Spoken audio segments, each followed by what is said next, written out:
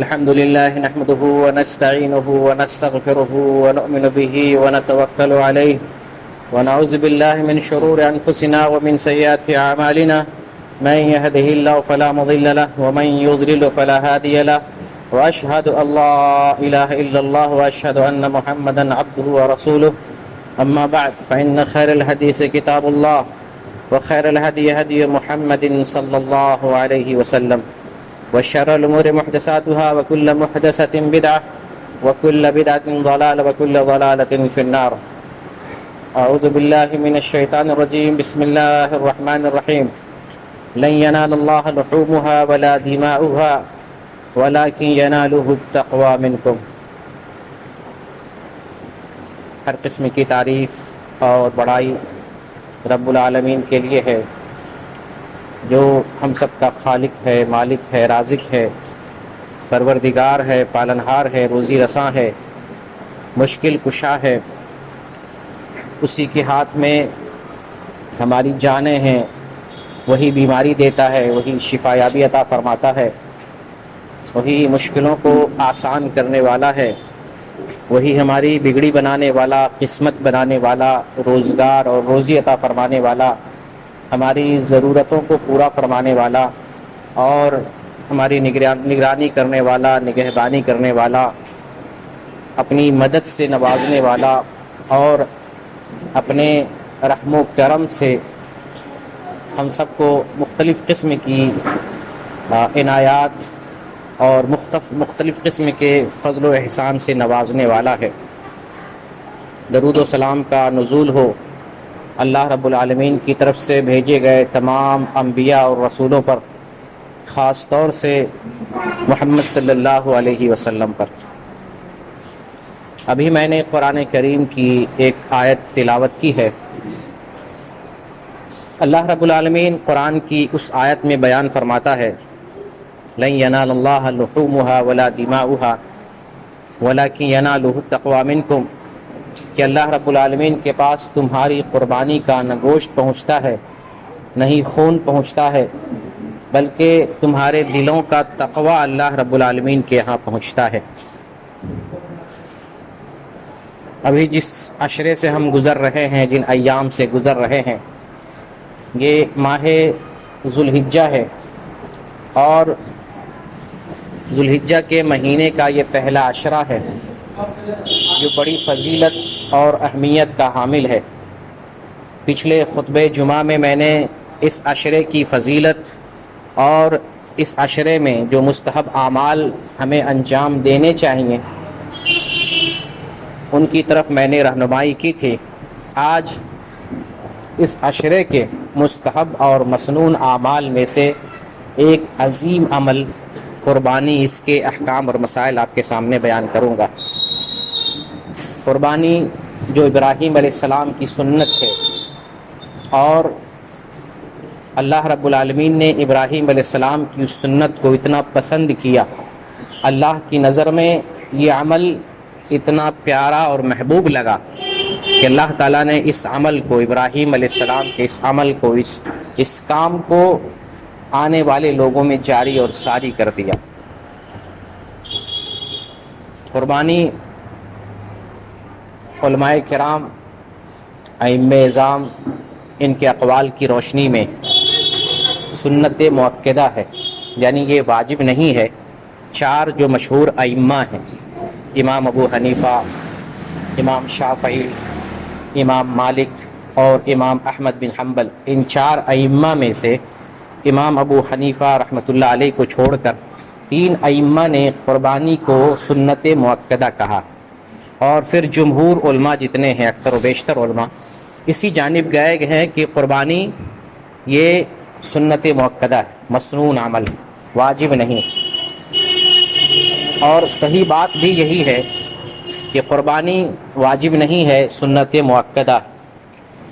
اس سلسلے میں ایک حدیث بیان کرنا چاہتا ہوں، اس حدیث کے ذریعے ہم سمجھنے کی کوشش کریں گے کہ قربانی جو ہے مسنون عمل ہے. نبی کریم صلی اللہ علیہ وسلم ارشاد فرماتے ہیں اذا رأيتم هلال ذي الحجة وأراد أحدكم أن يضحي فليمسك عن شعره وأظفاره، کہ جب تم ذوالحجہ کا چاند دیکھ لو اور تم میں سے کوئی آدمی وَأَرَادَ أَحَدُكُمْ أَن يُضَحِّيَ اور تم میں سے کوئی قربانی کا ارادہ رکھے تو وہ اپنے بال اور ناخن نہ کاٹے گا۔ تو یہاں نبی کریم صلی اللہ علیہ وسلم نے جو لفظ ذکر فرمایا ہے وہ ارادہ ہے، ارادہ، اختیار۔ اس لفظ سے استدلال کیا جاتا ہے کہ قربانی یہ ارادہ والا عمل ہے، اختیاری ہے، واجبی نہیں ہے۔ اس کے باوجود یعنی قربانی مسنون عمل ہے، اختیاری ہے، اور یعنی اپنے ارادے کے طور پر قربانی انجام دی جا سکتی ہے۔ اس کے باوجود نبی صلی اللہ علیہ وسلم کا یہ بھی فرمان ہے کہ جو قربانی کی استطاعت رکھتا ہے اور قربانی کرنے کے لیے قربانی نہیں کرتا ہے، ہماری عیدگاہ نہیں آئے۔ آپ صلی اللہ علیہ وسلم کا فرمان ہے من کان لہ سعۃ ولم یضحی فلا یقربن مصلانا، کہ جو آدمی قربانی کی طاقت رکھتا ہے، وسعت رکھتا ہے، اور وہ قربانی نہیں کرتا ہے تو ہماری عیدگاہ نہیں آئے۔ ایک طرح کی یہ وعید ہو، گرچہ یہ عمل مسنون ہے لیکن اس مسنون عمل میں تاکید ہے کہ جس کو اللہ رب العالمین نے قربانی کی استطاعت دی ہے، قربانی کرنے کی جس کو طاقت ہے، وہ آدمی قربانی کرے۔ تو قربانی کا جو حکم ہے وہ سنت مؤکدہ کا حکم ہے۔ قربانی کی جو حکمت ہے وہ آیت جو بھی میں نے پڑھی تھی، اسی آیت سے ہمیں معلوم ہوتا ہے کہ قربانی کی حکمت دراصل یہ ہے کہ ہم تقوی کے ساتھ، پرہیزگاری کے ساتھ، دل کے صحیح ارادے کے ساتھ جانور کو اللہ کے تقرب کے لیے ذبح کریں۔ یہ قربانی کا مقصد ہے، قربانی کی اصلیت ہے، قربانی کی حقیقت ہے، اور یہی مطلوب ہے اللہ کے یہاں۔ جیسا کہ اللہ رب العالمین ارشاد فرماتا ہے لن ینال اللہ لحومها ولا دماؤها ولکن ینالہ التقوی منکم، کہ اللہ کے یہاں تمہاری قربانی کا نہ گوشت پہنچتا ہے، نہ خون پہنچتا ہے، بلکہ تمہارے دل کا تقوی پہنچتا ہے۔ تو ہم جب قربانی کرتے ہیں، جانور ذبح کرتے ہیں، اس کا گوشت ہم کھاتے ہیں، اس جانور سے ہم فائدہ اٹھاتے ہیں، تو اللہ تک کیا پہنچ رہا ہے؟ نہ گوشت پہنچا، نہ اس کی ہڈی پہنچی، نہ اس کا خون پہنچا۔ کیا پہنچا؟ ہمارے دل کا ارادہ پہنچا کہ کس ارادے سے ہم جانور کو ذبح کر رہے ہیں، کس نیت سے ہم قربانی کر رہے ہیں۔ یہ نیت، یہ ارادہ، یہ اخلاص اللہ رب العالمین کی طرف اور اللہ رب العالمین کے پاس پہنچتا ہے۔ یہی وجہ ہے کہ نبی کریم صلی اللہ علیہ وسلم بھی ارشاد فرماتے ہیں ان اللہ لا ينظر الى اجسادکم ولا الى صورکم ولکن ينظر الى قلوبکم، کہ اللہ رب العالمین تمہاری شکلوں کو نہیں دیکھتا، تمہاری صورتوں کو نہیں دیکھتا، تم کتنے اچھے ہو، تمہاری کیسی جسامت ہے، تمہاری کیسی خوبصورتی ہے، اللہ رب العالمین اس کو قطعی نہیں دیکھتا۔ ولیکن ینظر الی قلوبکم، لیکن اللہ تعالیٰ تمہارے دلوں کو ضرور دیکھتا ہے۔ تو اللہ ہمارے دلوں کو دیکھتا ہے، اور یہ معاملہ صرف قربانی کا نہیں ہے، یہ معاملہ دین کے تمام معاملات سے جڑے ہوئے، دین کے تمام مسائل، تمام احکام، تمام معاملات اخلاص سے جڑا ہوا ہے۔ جو بھی عمل اللہ کی رضا کے لیے اور اخلاص کے ساتھ عمل انجام دیتے ہیں، اس عمل کو کرتے ہیں، اللہ رب العالمین اسی کو قبول کرتا ہے۔ جس عمل میں اللہ کی رضا نہیں ہے، جس عمل میں اخلاص نہیں ہے، جس میں للہیت نہیں ہے، اللہ کا تقرب اور اس کی خوشنودی نہیں ہے، وہ عمل اللہ کے یہاں مقبول نہیں ہوتا۔ تو قربانی کی حکمت، ہمارے دل کا تقوی اللہ رب العالمین کے پاس پہنچتا ہے، اور یہ قربانی میں بھی مطلوب ہے، تمام عملوں میں بھی مطلوب ہے۔ جو بھی عمل ہم دین کے لیے، اللہ کے لیے انجام دیتے ہیں، اس کے اندر للہیت، اخلاص ہونی چاہیے کہ ہم یہ اللہ کو خوش کرنے کے لیے، اللہ کی رضا اور اس کی خوشنودی حاصل کرنے کے لیے انجام دے رہے ہیں۔ ترمذی کی ایک حدیث ہے، نبی کریم صلی اللہ علیہ وسلم مدینہ میں 10 سال زندگی گزارے اور ہر سال قربانی کرتے رہے۔ تو ہم میں سے بھی جس کو قربانی کی وسعت ہے، اسے اپنی وسعت کے اعتبار سے قربانی کرنا چاہیے۔ اگر بڑے جانور میں حصہ لے سکتے ہیں، کم پیسے میں ہو جائے گا تو بڑے جانور میں حصہ لیں، اور اگر الگ سے بکرا خرید سکتے ہیں تو الگ سے بکرا اور جانور خرید کے قربانی کرے۔ تو جس کو اللہ رب العالمین نے یہ سہولت دی ہے، استطاعت دی ہے، اسے قربانی کرنا چاہیے۔ اور جیسا کہ میں نے پہلے بھی بتایا، قربانی کے شرائط نہیں ہے کہ وہ زکوٰۃ کا مالک ہو، نصاب تک پہنچ رہا ہو، اس کے پاس بہت پیسہ ہو، ایسی کوئی شرط نہیں ہے۔ آپ کے پاس اتنا پیسہ ہو کہ آپ جانور خرید سکیں، قربانی میں حصے داری ڈال سکیں، اتنا پیسہ اگر ہے تو آپ قربانی دے سکتے۔ ایک شوہر اپنی طرف سے گھر کا ذمہ دار اپنی طرف سے دے سکتا ہے تو گھر کے سارے لوگوں کی طرف سے کفایت کر جاتا ہے. لیکن اگر گھر کے کئی لوگوں کی طرف سے قربانی اگر دی جاتی ہے تو اس میں بھی کوئی حرج کی بات نہیں. شوہر دے، بیوی کی طرف سے بھی دے، بچوں کی بھی طرف سے بھی دے. لیکن اگر صرف سنگل ایک قربانی دے دیتا ہے تو تمام گھر والوں کی طرف سے یہ کفایت کر جاتا ہے. قربانی کی فضیلت کو ہم جانتے ہیں. یہاں ایک مسئلہ یہ بھی ہے، قربانی کے جانور کے معاملے میں بہت ساری حدیثیں بیان کی جاتی ہیں. قربانی کا جانور ایسا ہوگا تو اتنا ثواب ملے گا، قربانی کے جانور میں جتنا بال ہوگا اتنا ثواب ملے گا، ہر بال کے بدلے ثواب ملے گا. قربانی جتنا موٹا تازہ ہوگا اتنی تیزی سے پل صراط پہ گزر جائے گا. ایسی کوئی حدیث ثابت نہیں ہے، یعنی حدیث تو ہے لیکن حدیث ضعیف ہے، یہ حدیث صحیح نہیں ہے. قربانی کی فضیلت، قربانی کے جانور کی فضیلت میں کوئی حدیث صحیح نہیں. قربانی کی فضیلت ہے لیکن قربانی میں جو جانور ذبح کیا جاتا ہے اس کی کوئی خصوصیت اور فضیلت صحیح حدیث سے ثابت نہیں ہے. قربانی کی فضیلت اپنی جگہ ہے. محمد صلی اللہ علیہ وسلم بیان کرتے ہیں اعظم الایام عند اللہ یوم النحر ثم یوم القر. اللہ کے نزدیک یوم النحر کی بڑی فضیلت ہے. تو یوم النحر کون سا دن ہے؟ قربانی کا دن ہے. قربانی ہی کی وجہ سے اللہ تعالیٰ نے ایک دن کو یوم النحر قرار دیا. قربانی کا دن ایک دن ہی اس قربانی کے نام پر منسوب ہو گیا ہے. تو اس سے قربانی کی اہمیت معلوم ہوتی ہے. قربانی کی اہمیت ہے، قربانی کی فضیلت ہے. لیکن قربانی کے جانور کے سلسلے میں جو فضائل بیان کیے جاتے ہیں، ایسا بکرا ہونا چاہیے، بہت بال والا ہونا چاہیے، بہت مستنڈا، بہت لہیم شہیم اور طاقتور ہونا چاہیے تاکہ پل صراط پہ بہت تیزی سے گزر جائے، بہت زیادہ ثواب ملے، ایسی کوئی بات نہیں، ایسی کوئی صحیح حدیث نہیں ہے. لیکن قربانی کی اپنی جگہ فضیلت ہے، بڑی فضیلت ہے. قربانی ہمیں کرنا چاہیے. یہ رسول اللہ صلی اللہ علیہ وسلم کی سنت ہے، ابراہیم علیہ السلام کی سنت ہے، اور نبی کریم صلی اللہ علیہ وسلم ہمیشہ اس سنت کو انجام دیتے رہے اور اس پر آپ عمل کرتے رہے. اور اسی کی وجہ سے اللہ رب العالمین نے قربانی کے دن کو یوم النحر کے نام سے یاد کیا ہے. اور اللہ کے نزدیک یہ دن، جس دن قربانی کی جاتی ہے، بڑا عظیم دن ہے. اللہ تعالیٰ نے اس کو بڑا عظیم دن قرار دیا ہے. جو لوگ قربانی کا ارادہ کرتے ہیں اور قربانی کرنا چاہتے ہیں، اس کے سلسلے میں نبی کریم صلی اللہ علیہ وسلم نے یہ ہدایت جاری فرمائی ہے کہ جو قربانی کا ارادہ کرے وہ ذی الحجہ کا چاند نکلنے کے بعد اپنے بال اور ناخن کو نہ کاٹے. یہ قربانی کرنے والوں سے متعلق ہے. اپنے بال کو، اپنے ناخن کو عمدن جان بوجھ کر نہیں کاٹیں گے. لیکن کنگھی سے بال ٹوٹ جائے، ناخن ٹوٹ جائے ٹھیس لگنے سے تو اس میں کوئی حرج کی بات نہیں. لیکن عمدن اور جان بوجھ کر اپنے بال اور ناخن کو نہیں کاٹنا چاہیے. اگر کوئی جان بوجھ کر یہ عمل انجام دیتا ہے تو وہ سنت رسول کا مخالف قرار پائے گا اور گنہگار ہوگا. لیکن گھر میں جو ذمہ دار قربانی دے رہا ہے، قربانی دینے والے کے علاوہ جو گھر کے دوسرے لوگ ہیں، چھوٹے بچے ہیں، وہ عورتیں ہیں جن کی طرف سے قربانی نہیں ہے، وہ اپنا بال کاٹنا چاہے، ناخن کاٹنا چاہے تو حرج نہیں. جن کی طرف سے قربانی ہے صرف وہی لوگ اس سے باز رہیں گے. اس میں ایک دوسرا مسئلہ یہ ہے نبی کریم صلی اللہ علیہ وسلم کی حدیث کی روشنی میں کہ جو لوگ قربانی نہیں کر سکتے ہیں، اللہ تعالیٰ نے اتنا مال نہیں دیا ہے کہ وہ قربانی کر سکتے ہیں، تو ایسے لوگ اگر بال اور ناخن نہیں کاٹتے ہیں، عید الاضحیٰ کے بعد اپنے بال اور ناخن کو کاٹتے ہیں تو اس کو قربانی کا ثواب ملتا ہے.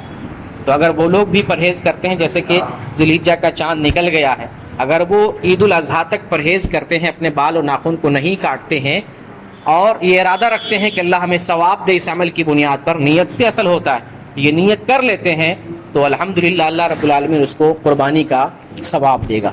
یہاں ایک مسئلہ یہ بھی ہے، بہت سے حاجی لوگ مکہ سے مجھ سے سوال کرتے ہیں کہ جو حاجی لوگ ہیں 8 تاریخ کو حج کا احرام باندھیں گے، ذی الحجہ کی جو 8 تاریخ ہوتی ہے اس کو یوم الترویہ کہتے ہیں. 8 تاریخ سے حج کا احرام باندھتے ہیں. تو جب حج کا احرام باندھتے ہیں یا عمرہ کا احرام باندھتے ہیں تو عام طور سے لوگ اپنے بال اور ناخن کو صاف کرتے ہیں. وہ لوگ پوچھتے ہیں کیا حاجی لوگ بھی اپنے بال اور ناخن کو نہیں کاٹ سکتے ہیں؟ تو اس سلسلے میں جو صحیح بات ہے یہ ہے کہ حاجیوں کے لیے پابندی نہیں ہے. وہ لوگ جو عید الاضحیٰ کی قربانی دے رہے ہیں ان کے لیے پابندی ہے، اور حاجی بھی قربانی کرتے ہیں. حج کے اندر بھی قربانی ہے. حج کے 3 اقسام ہیں، حج افراد ہے، حج قران ہے، حج تمتع ہے. حج کے 2 قسموں میں، حج قران میں اور حج تمتع میں قربانی دی جاتی ہے. تو قربانی وہ لوگ بھی دیتے ہیں لیکن ناخن اور بال کی پابندی حاجیوں کے لیے نہیں ہے. یہ پابندی ان لوگوں کے لیے ہے جو عید الاضحیٰ کی قربانی کرتے ہیں، لیکن جو حج کی قربانی دیتے ہیں ان کے لیے پابندی نہیں ہے۔ اس لیے 8 ذی الحجہ کو جب وہ حج کا احرام باندھیں گے تو اپنے بال اور ناخن کو چاہے تو کاٹ سکتے ہیں، اور احرام باندھنے سے پہلے بال اور ناخن کاٹنا کوئی ضروری عمل نہیں ہے۔ بال بڑھے ہوئے ہیں، غیر ضروری بال یا ناخن بڑھا ہوا ہے تو کاٹا جائے گا، اور اگر کاٹنے کی ضرورت نہیں ہے تو بغیر کاٹے غسل کر کے احرام کا لباس لگا کر حج کی نیت کر کے وہ سیدھے میدان مینا کی طرف جا سکتے ہیں۔ اب آتے ہیں قربانی کے جانور کا مسئلہ سمجھ لیتے ہیں۔ قربانی کس جانور میں کرنا چاہیے، کس جانور میں نہیں کرنا چاہیے، اس کے صفات کیا ہونی چاہیے، یہ ہمیں سمجھنا ہے۔ نبی کریم صلی اللہ علیہ وسلم کی سنت کی روشنی میں، قرآن کی آیت کی روشنی میں ہمیں معلوم ہوتا ہے کہ 8 قسم کے جانور کی قربانی جائز ہے۔ 8 قسم کے جانور، ایک ہے بھیڑ، ایک ہے بکری، یہ 2 چھوٹے چھوٹے جانور ہیں۔ ان دونوں میں نر اور مادہ، مذکر اور مؤنث، میل اور فیمیل، جب دونوں کو جوڑتے ہیں تو چھوٹے جانور میں 4 جانور بن جاتے ہیں، بھیڑ میں اور بکرے میں، بکرا اور بکری، بھیڑ میں نر اور مادہ، یہ 4 جانور ہو گئے چھوٹے میں، اور 4 جانور بڑے میں، گائے اور اونٹ، گائے میں بیل اور گائے، اور اونٹ میں مذکر اور مؤنث، اونٹ اور اونٹنی۔ یہ 8 قسم کے جانور جس کی قربانی جائز ہے۔ اس کے علاوہ 9ویں کسی بھی جانور کی قربانی جائز نہیں، صرف 8 قسم کے جانور کی قربانی جائز ہے۔ اور اس سلسلے میں محمد صلی اللہ علیہ وسلم نے یہ حکم فرمایا ہے کہ یہ جو جانور ہے، قربانی کے جانور، 4 قسم کے عیوب سے پاک ہونا ضروری ہے، یا یہ کہہ لیں کہ 4 قسم کے جانور کی قربانی جائز نہیں۔ وہ کون سا جانور ہے؟ وہ جانور ایک وہ ہے جو کانا ہو، جس کا کانا پن واضح ہو، کانا ہو، دکھتا نہ ہو، کانا ہو اور واضح ہو، دور سے نظر آتا ہو، پہچان میں آتا ہو، یہ جانور کانا ہے، اس کی قربانی جائز نہیں۔ اسی طرح سے وہ جانور، یہ دوسری صفت، جو لنگڑا ہو اور اس کا لنگڑا پن واضح ہو، ہمیں نظر آتا ہو یہ جانور لنگڑا کے چلتا ہے، اس کی قربانی جائز نہیں ہے۔ اسی طریقے سے وہ جانور جو بیمار ہو، مریض ہو، اور اس کا مرض ظاہر ہو، دکھ رہا ہے یہ بیمار ہے، اس کے اندر کوئی نہ کوئی بیماری ہے، تو ایسے بھی جانور کی قربانی جائز نہیں۔ اور چوتھا جانور، چوتھی صفت، وہ جانور جو اتنا دبلا پتلا ہو جیسے لگتا ہی اس کے اندر گوشت ہے۔ آپ قربانی کریں گے تو خود بھی کھائیں گے، کھلائیں گے، جس کے اندر گوشت نہیں ہے، جس کے اندر گودا نہیں ہے، اس کی قربانی دے کر آپ کیا کریں گے؟ اس لیے جانور کچھ موٹا، تازہ، لحیم شہیم، بیماری سے پاک، اور یہ جو 4 عیوب بیان کیے گئے ہیں ان عیوب سے پاک ہونا چاہیے، گویا کہ 4 عیب جانور میں نہیں ہونا چاہیے۔ اس کے علاوہ اگر چھوٹی موٹی چیز ہے، تھوڑی سی سینگ ٹوٹی ہوئی ہے، تھوڑا سا کان پھٹا ہوا ہے، کہیں پر کچھ داغ دھبا ہے، کہیں کچھ کٹا ہوا ہے، ایسے میں کوئی معاملہ نہیں ہے، آپ قربانی ایسے جانور کی دے سکتے ہیں۔ لیکن کان بہت کٹا ہوا ہے یا سینگ ٹوٹی ہے زیادہ مقدار میں، تو اس سے بچنا چاہیے۔ اس میں ایک دوسرا مسئلہ یہ ہے کہ ہم جانور خرید کے لاتے ہیں اور وہ جانور عیب سے پاک ہوتا ہے، لیکن لانے کے بعد گھر میں عیب پیدا ہو جاتا ہے، گھر میں بیمار ہو جاتا ہے، گھر میں آ کر کے وہ لنگڑا ہو جاتا ہے۔ پھر اس کا مسئلہ یہ ہے کہ اگر آپ اس جانور کو بدل سکتے ہیں تو بدل لیں، وسعت دی ہے اللہ تعالیٰ نے، اس کو بیچ کر اس سے بڑھیا لے سکتے ہیں، جو بے عیب ہو، عیب سے پاک ہو، اس کو خرید لیں۔ لیکن اگر دوسرا جانور میسر نہ ہو تو مجبوری میں اس جانور کی قربانی آپ دے سکتے ہیں، اس میں کوئی حرج کی بات نہیں۔ اس کے علاوہ جانور کی اور جو متعدد قسمیں ہیں، وہ جانور جو گابھن ہے، جس کے پیٹ میں بچہ ہے، اس کی قربانی دے سکتے ہیں، اس کو ذبح کر سکتے ہیں۔ اور عام طور سے جب گابھن جانور کو آپ ذبح کریں گے بچہ بھی مر جاتا ہے، تو ماں کا ذبح کرنا بچے کے لیے کافی ہے، وہ مردہ جانور بھی کھا سکتے ہیں، کھایا جا سکتا ہے۔ کبھی کبھی ایسا ہوتا ہے کہ آپ گائے کو ذبح کرتے ہیں یا گابھن بکری کو ذبح کرتے ہیں، بچہ زندہ رہتا ہے، ایسی صورت میں اس کو آپ ذبح کر کے اس کو بھی کھا سکتے ہیں، اس میں کوئی حرج کی بات نہیں۔ لیکن اگر مردہ پیدا ہو تب بھی کھایا جا سکتا ہے، یہ صحیح حدیث سے محمد صلی اللہ علیہ وسلم کے فرمان سے ثابت ہے۔ یہ گابھن کا معاملہ ہے۔ جو خصی ہو، یعنی جس کو ہم لوگ کہتے ہیں بدھیا کیا ہوا، اس کی بھی قربانی جائز، اس میں کوئی اختلاف نہیں ہے۔ اسی طریقے سے بعض جانور ایسے ہوتے ہیں جو مخنث ہوتے ہیں، نہ وہ مذکر ہوتا ہے نہ وہ مؤنث ہوتا ہے۔ بعض علماء نے کہا کہ اس کی قربانی جائز نہیں ہے، لیکن صحیح قول کی روشنی میں مخنث جانور جس کا میل ہونا یا فیمیل ہونا واضح نہیں ہے، صحیح قول کی روشنی میں اس کی بھی قربانی جائز ہے، آپ اس کی بھی قربانی دے سکتے ہیں۔ قربانی کے معاملے میں یہ سب سے بڑی بات ہے کہ وہ جانور جو مسنہ ہو اس کی قربانی کریں گے۔ مسنہ کہتے ہیں وہ جانور جس کے اگلے دو دانت، دودھ کا جو دانت ہوتا ہے وہ نکل کر جھڑ جائے اور نیا دانت آ جائے، اس کو مسنہ کہتے ہیں۔ اس کی کوئی عمر متعین نہیں ہے، جس عمر میں آ جائے۔ بکری میں یا بکرا میں عام طور سے 1 سال کے بعد اگلا دانت جھڑ کے دودھ کا دانت نیا دانت آ جاتا ہے، بکری میں عام طور سے، لیکن گائے میں 2 سال کے بعد آتا ہے۔ تو عمر متعین نہیں ہے، یہ متعین ہے کہ دودھ کا دانت جھڑ کے نیا دانت آ جائے، مسنہ ہو، دانتا ہوا ہو جس کو کہتے ہیں۔ تو دانتا ہوا جانور کی قربانی، جو جانور دانتا نہیں ہے اس کی قربانی جائز نہیں ہے۔ یہ سب سے بڑی بات ہے، اس کو ہمیں ذہن میں رکھنی چاہیے۔ ایک اور مسئلہ کہ ایک گھر، ایک فیملی ہے جس میں 10 لوگ ہیں، 20 لوگ ہیں، 25 لوگ ہیں، تو کیا ایک گھر میں ہو سکتا ہے 10 لوگ کمانے والے ہوں، 15 لوگ کمانے والے ہوں؟ کیا ہر آدمی کی طرف سے قربانی جائز ہے یا قربانی کرنا چاہیے، واجب اور ضروری ہے؟ تو قربانی میں نے بتایا واجب ہی نہیں، قربانی کا حکم یہ ہے، مسنون ہے، سنت مؤکدہ ہے، لیکن طاقت ہے تو کرنا چاہیے، قربانی سے گریز نہیں کرنا چاہیے۔ اور ایک فیملی میں ایک قربانی کافی ہے، ایک گھرانے میں، جس کو آپ کہہ لیں واضح انداز میں کہ ایک چولہا پہ جتنے لوگ کھاتے ہیں، ایک چولہا ہے، اس چولہے سے کھانا تیار ہو رہا ہے، اس کھانے سے 10 لوگ، 20 لوگ، 25 لوگ، جتنے لوگ کھا رہے ہیں، اتنے لوگوں کے لیے ایک قربانی کافی ہے، ایک قربانی۔ لیکن بھائی اگر 10 بھائی ہیں، سب الگ الگ ہیں، سب کا چولہا الگ الگ ہے، تو سب لوگ علیحدہ قربانی کریں گے۔ ایسا نہیں کہ میرے بھائی نے کر لیا ہے تو ہمارے لیے کافی، نہیں، آپ الگ ہیں، آپ کا چولہا الگ ہے، تو آپ کی قربانی الگ سے ہوگی۔ اس سلسلے میں ایک حدیث آپ کو بتاؤں، ابو ایوب انصاری رضی اللہ تعالیٰ عنہ بیان کرتے ہیں، ان سے پوچھا گیا کہ رسول اکرم صلی اللہ علیہ وسلم کے زمانے میں قربانی کیسے ہوتی تھی؟ تو ابو ایوب انصاری رضی اللہ تعالیٰ عنہ بیان کرتے ہیں کہ نبی صلی اللہ علیہ وسلم کے زمانے میں ہم لوگ ایک قربانی کا ایک جانور اپنی طرف سے اور اپنے گھر والے تمام لوگوں کی طرف سے انجام دیتے تھے۔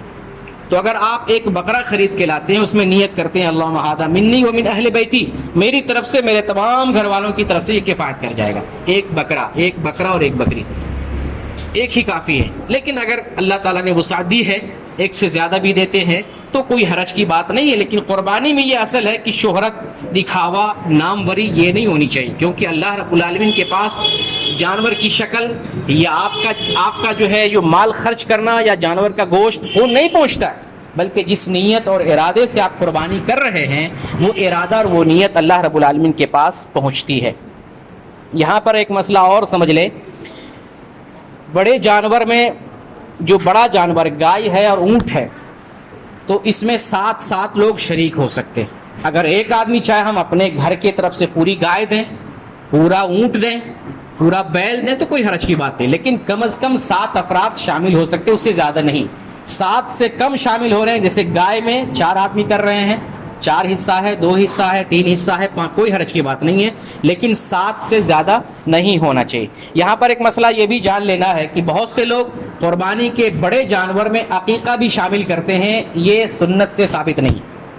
ہمارے یہاں ہوتا ہوگا ایسی چیز، لیکن یہ سنت سے ثابت نہیں ہے۔ ہمیں جو دین محمد صلی اللہ علیہ وسلم نے دیا ہے، جس طرح سے دیا ہے اسی طریقے سے اس پر عمل کرنا چاہیے۔ جس بات کے لیے ہمارے پاس دلیل اور ثبوت ہے اسی پر عمل کرنا۔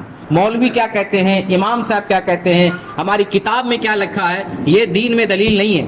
محمد صلی اللہ علیہ وسلم نے کیا بتایا ہے یہ دین ہے، اللہ نے کیا بتایا ہے یہ دین ہے، یہی دین ہے۔ اس کے علاوہ اس کے باہر کوئی بھی کچھ کہہ دے، امام ابو حنیفہ ہو، امام مالک ہو، امام شافعی ہو، امام احمد بن حنبل ہو، یہ بھی اللہ کے نبی نہیں ہے، یہ اللہ کی طرف سے بندے ہیں، عالم ہیں، متقی ہیں، پرہیزگار ہیں، نیک لوگ ہیں، لیکن پیغمبر نہیں ہے۔ پیغمبر محمد صلی اللہ علیہ وسلم، انہوں نے جو کچھ بتایا ہے بس اسی پر عمل کیا جائے گا۔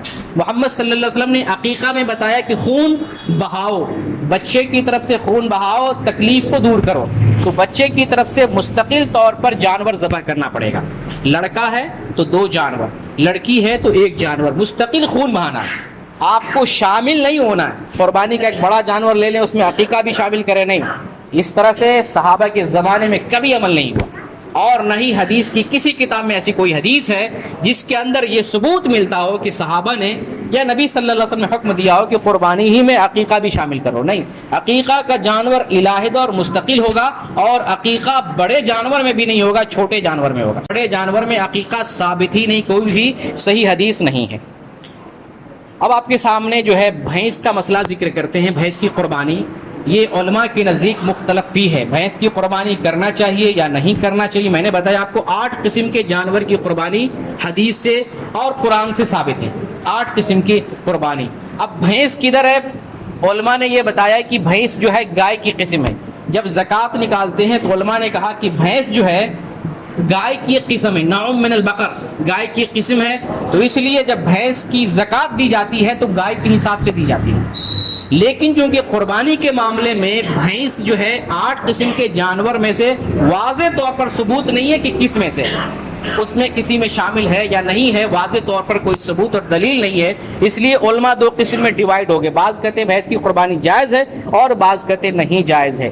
میرا ماننا یہ ہے کہ واضح طور پر بھینس کی قربانی کے لیے کوئی ثبوت اور دلیل نہیں ہے، اس لیے بھینس کی قربانی نہیں کرنا چاہیے۔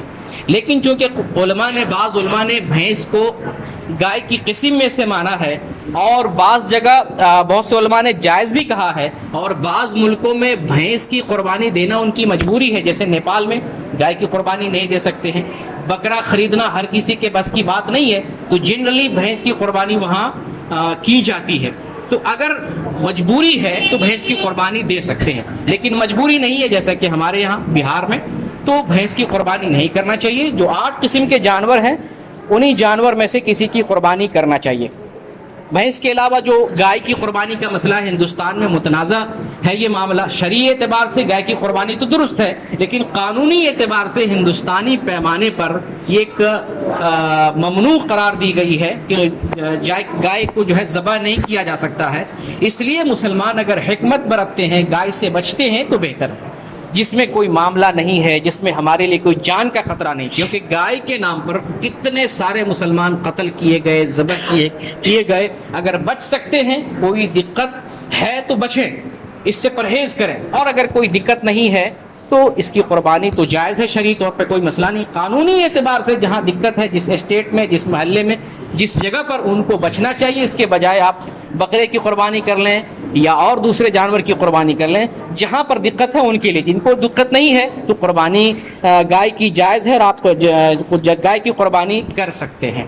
اب رہا مسئلہ قربانی کے کتنے دن ہیں اور قربانی کا وقت کون سا ہے۔ قربانی کا وقت اسٹارٹ ہوتا ہے جب آپ عید کی نماز پڑھ لیتے ہیں، قربانی کا وقت شروع ہو جاتا ہے۔ عید کی نماز سے پہلے اگر قربانی کرے تو وہ قربانی نہیں ہے۔ عید کی نماز ہو گئی، قربانی کا وقت شروع ہو گیا۔ خطبہ بھی سننا یا خطبہ ختم ہونا ضروری نہیں ہے، عید کی نماز ختم ہونا یہ کافی ہے، قربانی کا وقت جو ہے اسٹارٹ ہو جاتا ہے۔ قربانی 4 دن مسنون ہے۔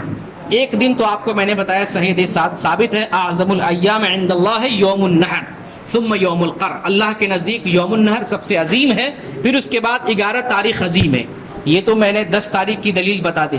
10 تاریخ کے علاوہ 3 دن اور قربانی جائز ہے۔ اس کی دلیل یہ ہے، محمد صلی اللہ علیہ وسلم ارشاد فرماتے ہیں کل ایام التشریق ذبح، ایام تشریق کے جتنے ایام ہیں ذبح کے ایام ہیں، قربانی کے ایام ہیں۔ یہ محمد صلی اللہ علیہ وسلم کی حدیث ہے۔ ایام التشریق کس کو کہتے ہیں سب کو معلوم ہے، 11 12 13 یہ ایام تشریق۔ ان تینوں دنوں میں جو حاجی لوگ مینا میں ٹھہرتے ہیں اور تینوں جمرات کو کنکری مارتے ہیں، یہ ایام تشریق ہے۔ تو ان تینوں دنوں میں بھی قربانی کر سکتے ہیں، اور 14 دن یوم النحر ہے، 4 دن قربانی جائز ہے، 4 دن قربانی کر سکتے ہیں۔ اب قربانی کرنے کا طریقہ یہ ہے کہ ذبح کرتے وقت جانور کو قبلہ رخ لٹا دے، اور اگر قبلہ رخ نہ بھی لٹایا جائے، دوسرے جانب ہو تو بھی قربانی ہو جائے گی، لیکن بہتر اور سنت یہ ہے کہ جانور کو قبلہ رخ کر دیا جائے، اور پھر اس کے بعد چھری کو تیز کیا جائے، جانور کے سامنے چھری نہ تیز کیا جائے۔ جو قربانی کر رہے ہیں اس کو اپنے ہاتھ سے ذبح کرنا چاہیے، یہ بہتر ہے۔ اگر وہ نہیں کر سکتے ہیں، ڈر لگتا ہے یا جو ہے نہیں کرنے کی جو ہے استطاعت اور طاقت ہے، تو دوسرا آدمی بھی اس کی جگہ پہ ذبح کر سکتا ہے۔ بہرکیف جانور کو قبلہ رخ لٹائے، تیز چھری اس کے گردن پہ رکھتے ہوئے آپ پڑھیں بسم اللہ واللہ اکبر، اتنا پڑھنا کافی ہے۔ لیکن اس کے علاوہ اگر مزید پڑھتے ہیں بسم اللہ واللہ اکبر، اللہم ھذا منک ولک اللہم ھذا عنی وعن اہل بیتی، یہ بھی پڑھ لیتے ہیں تو یہ بھی کافی ہے۔ یا صرف بسم اللہ واللہ اکبر پڑھ لیتے ہیں اور ذبح کر دیتے ہیں، جیسے بہت سے لوگوں کو دعا نہیں یاد ہے، اتنا سے بھی ہو جائے گا۔ بس دل میں نیت ہو کہ کس کی طرف سے قربانی ہے، اور نیت تو پہلے سے ہوتی ہے، جانور جب خریدتے ہیں اسی وقت دل میں ارادہ اور نیت ہو جاتی ہے کہ یہ بکرا کس کی طرف سے ذبح ہونا ہے۔ اس کے علاوہ ایک اور دعا، لمبی سی دعا ہے جو عام طور سے دوسروں کو نہیں یاد ہوتی ہے، تو ہچکچاتے رہتے ہیں کہ ہم کیسے ذبح کریں۔ وہ دعا اس طرح سے ہے، انی وجہت وجہی للذی فطر السماوات والارض حنیفا وما انا من المشرکین ان صلاتی ونسکی ومحیای ومماتی للہ رب العالمین لا شریک لہ وبذلک امرت وانا من المسلمین بسم اللہ واللہ اکبر اللہم ھذا منک ولک اللہم تقبل منی ومن اہل بیتی. اتنی اگر لمبی دعا نہیں یاد ہے تو بسم اللہ واللہ اکبر کہہ کر کے جیسے عام طور سے آپ جانور ذبح کرتے ہیں، مرغا مرغی بکرا بکری ذبح کرتے ہیں، اسی طریقے سے بس دل میں نیت ہو ذبح کر سکتے ہیں. اس میں ہچکچانے کوئی ضرورت نہیں ہے. آپ اپنے ہاتھ سے کر سکتے ہیں، کسی مولوی کو کسی عالم کو بلانے کی کوئی ضرورت نہیں. بہتر ہے آپ اپنے ہاتھ سے ذبح کریں.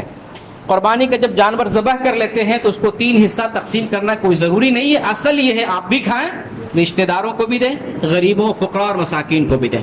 اس میں سے آپ غیر مسلم کو بھی قربانی کا گوشت دے سکتے ہیں، اس میں کوئی حرج کی بات نہیں. قربانی کرنے والوں کی متعدد اقسام ہیں، مختصر طور پر میں بتا دینا چاہتا ہوں. جیسے میت کی طرف سے قربانی، قرض دار کی طرف سے قربانی، مسافر کی طرف سے قربانی، حاجی کی طرف سے قربانی، جو لوگ پردیس میں رہتے ہیں ان کی قربانی، نبی کے نام سے قربانی، یا کوئی آدمی گفٹ کر دے جانور قربانی کرنے کے لیے وہ قربانی. یہ سارے مسئلے کو آپ سمجھ لیں. میت کی طرف سے قربانی کا کوئی ثبوت نہیں ہے. نبی کریم صلی اللہ علیہ وسلم نے ایک جانور ذبح کیا اور آپ نے فرمایا یہ میری طرف سے اور میری امت کی طرف سے. تو آپ نے امت میں سے میت کا نام نہیں لیا، آپ نے امت کہا ہے. امت ہم سب لوگ ہیں جو زندہ لوگ ہیں، جو قربانی کی استطاعت نہیں رکھتے ہیں. جیسے کہ بعض دوسری حدیثوں میں ثبوت ملتا ہے تو امت میں سے وہ لوگ جن کو قربانی کرنے کی استطاعت نہیں تھی ان کی طرف سے آپ نے قربانی کی ہے، میری طرف سے اور امت کی طرف سے. اور آپ نے ایک ہی جانور میں کیا، الگ الگ نہیں کیا. بہت سے مسلمان لوگ نبی کریم صلی اللہ علیہ وسلم کی طرف سے قربانی کرتے ہیں. خاص طور سے جب اپنے گھر میں پہلی قربانی دیتے ہیں، شروع کرتے، جیسے کوئی لڑکا اپنے باپ سے الگ ہوا تو پہلی قربانی نبی کے نام سے دیتے ہیں. اس کا کوئی ثبوت نہیں. میت کی طرف سے قربانی کا مستقل کوئی ثبوت نہیں، اس لیے میت کی طرف سے قربانی نہیں دینا چاہیے. صدقہ و خیرات کریں، اس کا ثبوت ملتا ہے، واضح دلیل ہے، صدقہ و خیرات کریں. اسی طریقے سے جو مقروض ہے، میں پچھلے ہفتہ بھی میں نے معاملہ بتایا تھا، جو مقروض ہے پہلے سے پیسہ نہیں ہے تو قرض لے کر قربانی کرنے کی ضرورت نہیں ہے. لیکن اگر استطاعت ہے، بر وقت پیسہ نہیں ہے، قرض لے کر قربانی کرتے ہیں، بعد میں آسانی سے ادا کر سکتے ہیں، تو ایسی صورت میں آپ قرض لے کر آپ قربانی دے سکتے ہیں. جو لوگ مسافر ہیں وہ لوگ بھی قربانی دے سکتے ہیں، اس میں کوئی حرج کی بات نہیں. جو لوگ حاجی ہیں اگر حج میں قربانی دے رہے ہیں، اپنے گھر میں بھی قربانی دینا چاہتے ہیں تو اس میں بھی کوئی حرج کی بات نہیں ہے. لیکن ایک قربانی جو حج کی قربانی ہے وہی قربانی ان کی کافی ہو جاتی ہے. اسی طریقے سے جو لوگ پردیس میں ہیں، اپنے گھر والوں سے الگ ہوتے ہیں، اگر وہ قربانی وہاں نہیں دے سکتے ہیں، اپنے گھر میں انڈیا پاکستان دوسری جگہ اپنی قربانی دے رہے ہیں، اس میں بھی کوئی حرج کی بات نہیں ہے. بہت سے لوگ جو ہے یہ سوال کرتے ہیں، ماں کے پیٹ میں جو ہے بچہ ہوتا ہے اس کی طرف سے جو ہے قربانی دے سکتے ہیں کہ نہیں دے سکتے ہیں. تو ماں کے پیٹ میں جو بچہ ابھی پیدا نہیں ہوا اس کی طرف سے قربانی دینے کی ضرورت نہیں ہے. جو زندہ ہے، سامنے ہے، اس کی طرف سے قربانی دینا چاہیے. پتہ نہیں وہ بچہ صحیح سلامت ہوا آتا ہے کہ نہیں آتا ہے، تو جو پیدا ہو جائے، جو بڑا ہو جائے، اس کی طرف سے قربانی دینا چاہیے. اگر کوئی شخص آپ کو گفٹ دیتا ہے قربانی کے لیے کہ یہ جانور لے لو، آپ قربانی کرو، تو اس میں بھی کوئی حرج کی بات نہیں ہے، آپ وہ قربانی کر سکتے ہیں. تو یہ قربانی کے جو ہے چند احکام تھے. قربانی کی بعض جو ہے چند چیزیں اور مزید ذہن میں رکھنا چاہیے. قربانی کے جانور کی کوئی فضیلت نہیں ہے، جیسا کہ میں نے بتایا کوئی بھی صحیح حدیث نہیں ہے. بہت سے لوگ اس جانور کو بہت بڑا جو ہے سمجھتے ہیں، اس کا خون لیتے ہیں، دیواروں پر پوتتے ہیں، جانور کے جسم پر پوتتے ہیں، اپنے بچوں کے بدن پر پوتتے ہیں، قربانی کے جانور کو غسل دلاتے ہیں، اس کو وضو کراتے ہیں. یہ سب چیزوں کی ضرورت نہیں. وہ ایک بکرا ہے اور اس میں اصل یہ ہے کہ آپ کس نیت سے کر رہے ہیں، وہ سب سے بڑی بات ہوتی ہے. اللہ رب العالمین سے دعا کرتے ہیں باراللہ ہم میں سے جو لوگ قربانی کر رہے ہیں ان کے اندر اخلاص پیدا فرما دے. جو لوگ قربانی کی استطاعت نہیں رکھتے ہیں ان کو بھی قربانی کرنے کی استطاعت پیدا فرما دے. باراللہ ہم گناہگار ہیں، فتنے کے زمانے میں ہماری حفاظت فرما، ہم سب کے گناہوں کو معاف فرما. ہم جب تک زندہ رہیں اسلام پر زندہ رہیں، اور جب ہمارا خاتمہ ہو تو ایمان پر خاتمہ ہو. آمین. وآخر دعوانا الحمدللہ رب العالمین.